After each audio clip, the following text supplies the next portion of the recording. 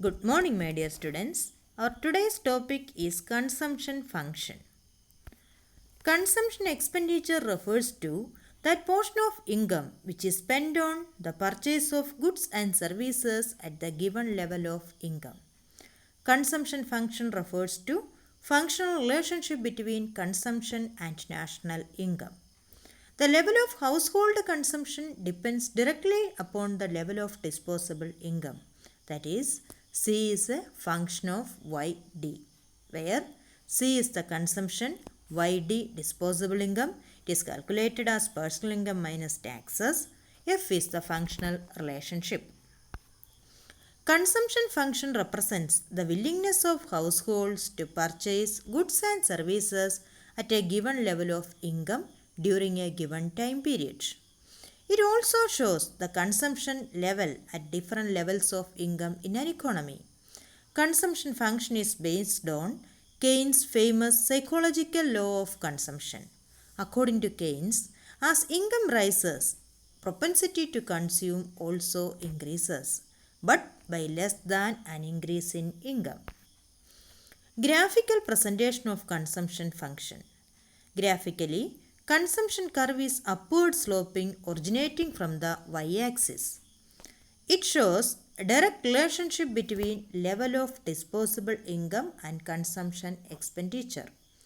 Consumption function is given by C is equal to C bar plus By, where C consumption, C bar is the autonomous consumption, B is marginal propensity to consume, and Y is the level of income.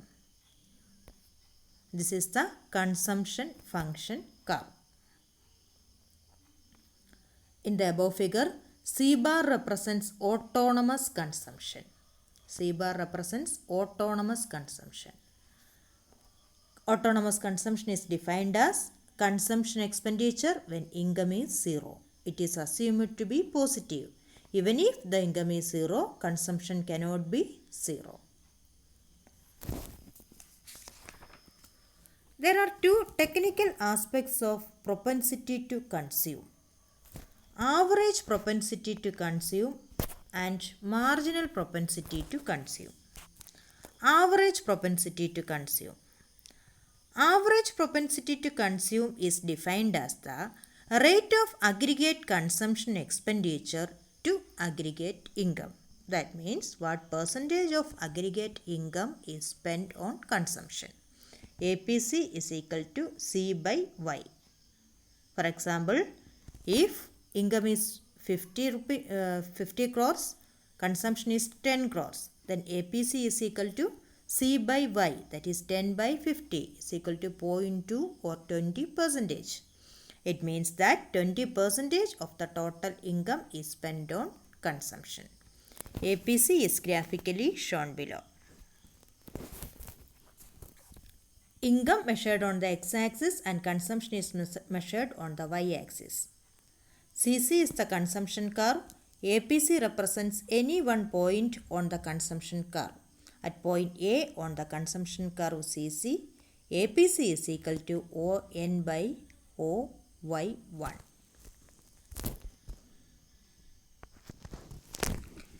Features of APC. APC is equal to 1 at the break-even point, that is consumption is equal to national income. APC is less than 1 beyond the break-even point. Consumption is less than national income. APC can never be 0 because consumption is never 0 at any level of income. APC declines continuously as income rises. APC can be more than 1. It occurs when consumption is more than income. At 0 level of income, APC is infinite, that is C by 0. Next is marginal propensity to consume.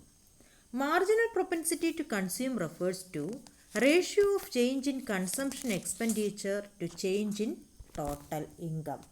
That means how much percentage of the total change in total income is spent on consumption.